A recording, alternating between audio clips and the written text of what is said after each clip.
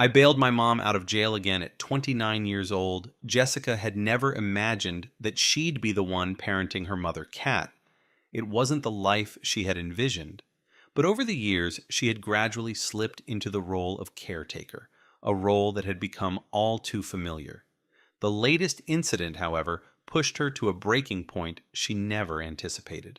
It was late on a Friday night when Jessica received a call from her aunt, Ellen. The moment she heard the tone in her aunt's voice, she knew something was wrong. "Jess, I need to tell you something. It's about your mom," Ellen began hesitantly. Jessica's heart sank. She had been bracing herself for bad news for years, but it didn't make the impact any less painful. "What happened?" Jessica asked, her voice already weary. Ellen took a deep breath.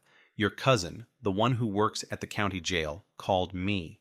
Your mom got picked up a town over. She was driving on the railroad tracks at 1 a.m. They've had her in the drunk tank since then." Jessica closed her eyes, feeling a wave of anger and exhaustion wash over her. This wasn't the first time her mother had ended up in jail, and Jessica feared it wouldn't be the last. "Oh, Mom," she muttered under her breath, rubbing her temples. "Does she know?" Jessica asked after a moment. Ellen hesitated. "I think she's still in there. They haven't released her yet, but she'll probably be calling you soon." Jessica nodded, though Ellen couldn't see her. "Thanks for letting me know. I'll take care of it." Jessica hung up the phone and leaned back in her chair, staring at the ceiling. Her mother had been spiraling for years, ever since Jessica's father had left. Kat had always been a bit fragile, but when she found herself alone with no one to lean on, she turned to alcohol and prescription pills to numb the pain. It had started slowly. A glass of wine here, a pill to help her sleep there, but before long, it had become a crutch, and now it was a full-blown addiction. Jessica's phone rang again, interrupting her thoughts. This time, it was her mother. "Jess, I need your help." Kat's voice was shaky, and Jessica could tell she was on the verge of tears. "I'm in jail, and I need you to get a bail bondsman." Jessica's anger flared, but she bit her tongue. She'd been through this enough times to know that yelling wouldn't help. "All right, Mom, I'll take care of it. Just stay calm." Kat let out a shaky breath. "Thank you, Jess. I'm sorry. I didn't mean for this to happen." Jessica's chest tightened with a familiar mix of pity and frustration. "I know, Mom. We'll talk about it later. I'm going to make some calls." After hanging up, Jessica sat in silence for a few moments, gathering her thoughts. She wasn't just dealing with her mother's mistakes anymore. There was someone else to consider, her niece, Lucy. Kat had been taking care of Lucy ever since her daughter's mother had gotten into trouble with the law. For the past few days, Lucy had been staying with the neighbors, a kind family who had stepped in when they noticed something was wrong. Jessica's heart ached at the thought of Lucy being caught in the middle of all this chaos.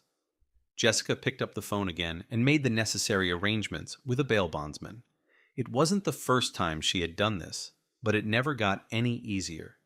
As she waited for the process to unfold, she couldn't shake the feeling of helplessness that had settled in her chest. She knew her mother was in a fragile mental state, but that didn't make it any easier to deal with the fallout of her actions. Once her mother was released, Jessica drove to the county jail to pick her up. Kat looked disheveled, her eyes puffy from crying. She avoided Jessica's gaze as she climbed into the passenger seat. The silence in the car was heavy, both women lost in their own thoughts. After a few minutes, Kat finally spoke. "I'm really sorry, Jess. I don't know what I was thinking." Jessica tightened her grip on the steering wheel, keeping her eyes on the road. "Mom, you can't keep doing this. It's not just about you anymore. Lucy needs stability, and so do you." Kat nodded, tears spilling down her cheeks. "I know, I'm trying. I really am." But Jessica had heard it all before. The promises to change, to get better. It was a cycle that never seemed to end. And every time Jessica was the one left to pick up the pieces. As they pulled up to Kat's house, Jessica parked the car and turned to her mother. "You need help, Mom. Real help. I can't keep bailing you out of these situations. It's not fair to me, and it's not fair to Lucy." Kat looked down, ashamed. "I know. I'll try to do better. I just—" She broke off, her voice trembling. "I don't know how to be alone." Jessica sighed. feeling the weight of her mother's struggles pressing down on her. You don't have to do it alone, but you have to want to get better. You have to make the effort. The next few days were a blur of difficult conversations and tough decisions. Jessica spent hours on the phone with social workers, trying to figure out what was best for Lucy. She knew that her niece couldn't stay with Kat indefinitely, not if her mother continued down this path. Jessica was prepared to take Lucy in if it came to that, but she also wanted to explore other options, including the possibility of reuniting Lucy with her own mother if the courts allowed it. Jessica found herself exhausted, both physically and emotionally. She felt like she had been parenting her own mother for years, always expecting more from her, always hoping that this time would be different. But Kat had never truly gotten better, and now, with Lucy's well-being on the line, Jessica knew she couldn't afford to keep hoping for change that might never come. One evening, after a particularly trying day, Jessica sat down with her mother in the living room. Kat looked at her with a mixture of guilt and desperation. "Jess, I'm really sorry. I never wanted things to be like this." Jessica looked back at her mother, the woman who had raised her, who had once been her protector. "I know you're sorry, Mom, but being sorry isn't enough. You need to get serious about getting help. You need to think about Lucy, about what's best for her."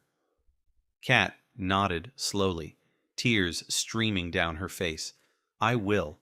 I'll do whatever it takes to make things right." But Jessica couldn't help the doubt that lingered in her mind. She had heard these promises before, and each time they had been broken. Still, she had to believe that there was a chance, no matter how small, that her mother could turn things around. In the days that followed, Jessica began making arrangements for Lucy.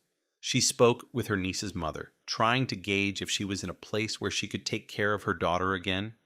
If that wasn't possible, Jessica was prepared to step in, to provide the stability and care that Lucy so desperately needed. As she navigated these challenges, Jessica felt the strain of being both a daughter and a guardian. She was exhausted, worn down by the responsibility of looking after her mother, who should have been the one taking care of her. But she also felt a renewed sense of determination. For Lucy's sake, she would do whatever was necessary to ensure her niece had a safe and stable environment to grow up in. Eventually, Jessica found herself standing at a crossroads. She had to decide whether to give her mother one last chance or to take full responsibility for Lucy's future. It wasn't an easy choice, and it weighed heavily on her heart. But in the end, Jessica knew that she had to prioritize Lucy's well-being above all else. She sat down with her mother one final time, ready to lay everything out on the table. "Mom, I love you, and I want to see you get better, but I can't keep doing this. If you're serious about getting help, I'll support you every step of the way, but if you're not, I have to do what's best for Lucy." Kat looked at her daughter, the pain in her eyes evident. "I'll do it, Jess. I'll get the help I need. I don't want to lose you or Lucy." Jessica nodded, feeling a glimmer of hope. "All right, let's take it one step at a time." The path ahead wouldn't be easy, but Jessica knew that she had to stay strong, for her mother, for Lucy, and for herself. She had spent too many years being the parent to her own parent, but now it was time to focus on building a better future for her niece. And maybe, just maybe, her mother would finally find the strength to break free from the cycle that had held her captive for so long. Case 2. My stepbrother is the most spoiled brat ever. Living with my dad, my 2 biological sisters, my dad's girlfriend, and her son seemed like a dream at first. When we all moved in together in 2021, I thought it was going to be like one big happy family. And, for a while, it was. But things started to change, and not for the better. My name is Alex, and I'm 14 years old. My dad and his girlfriend Lisa have been together for a while now, and we've all been living under the same roof. At first, my 2 sisters and I got along well with Lisa's son, Jake. He's 12, but sometimes it feels like he's stuck in the mindset of a much younger kid, like a 5-year-old trapped in a preteen's body.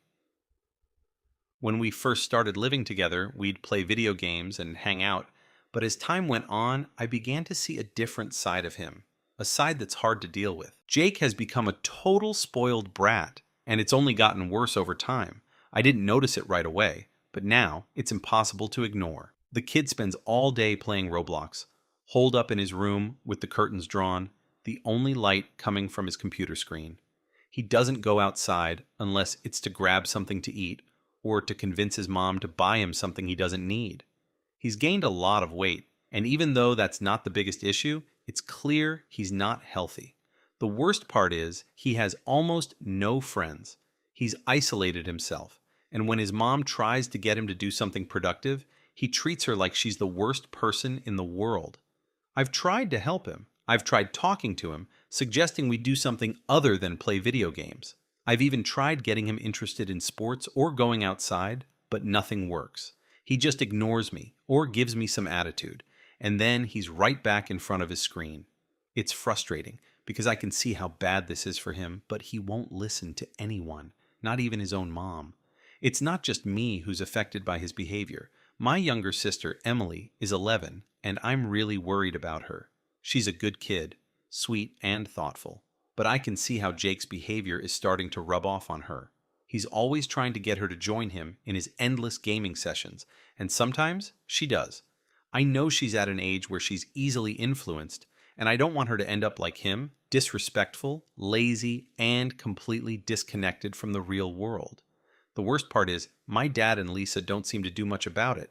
They just let it slide every time Jake does something wrong. I get that Lisa feels guilty because Jake's dad isn't around, but letting him get away with everything isn't helping anyone.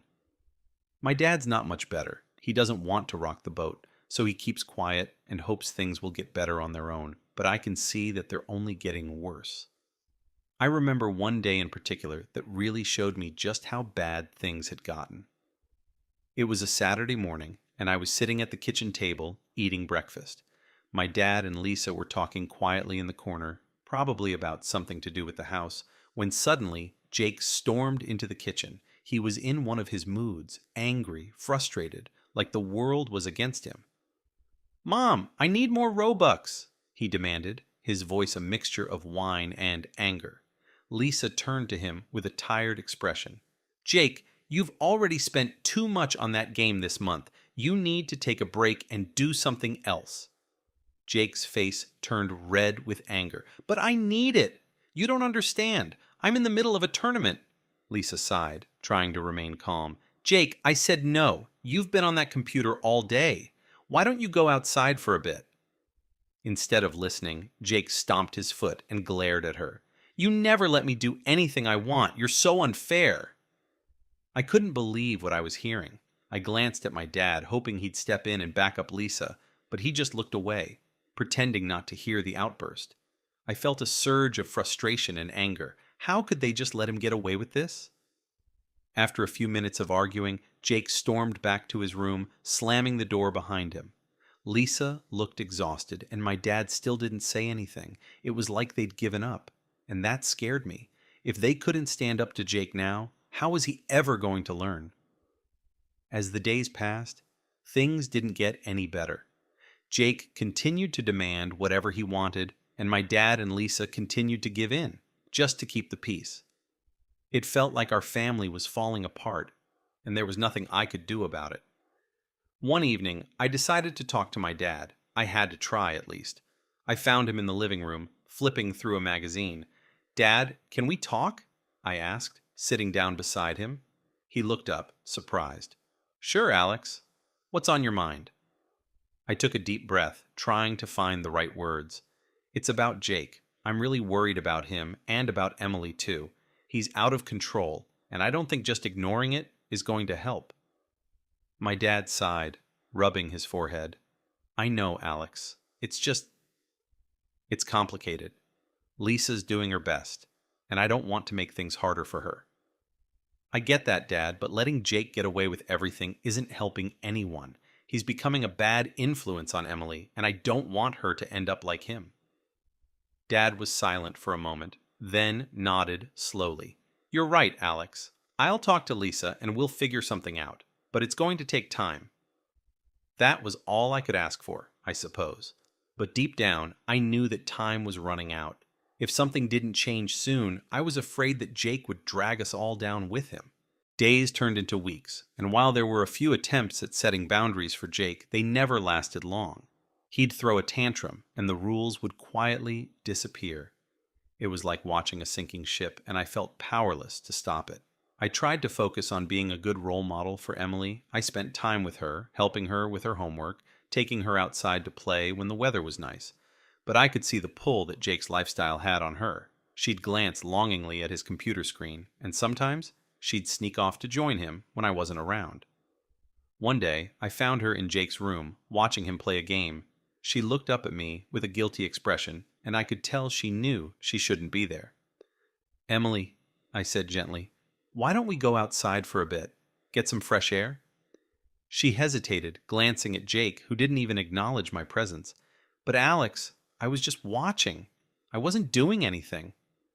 "I know, but there's a whole world outside that's a lot more fun than just watching a screen. Come on, I'll show you." Reluctantly, she followed me outside, and we spent the next hour playing catch in the yard. She laughed, and for a little while it felt like things were normal. But I knew that once we went back inside, the pull of Jake's world would be there again, waiting. As the weeks went by, I began to feel more and more isolated. My dad and Lisa were too caught up in their own struggles to notice what was happening to our family. Jake continued to spiral, and Emily was being pulled along with him. I didn't know how to fix it, and the weight of that helplessness was crushing. One night, I overheard my dad and Lisa talking in the kitchen. They were arguing, their voices low but tense. "We have to do something, Lisa," my dad was saying. "Jake's behavior is getting worse, and it's affecting the whole family." "I know, but what can we do? He's my son, and I don't want to push him away."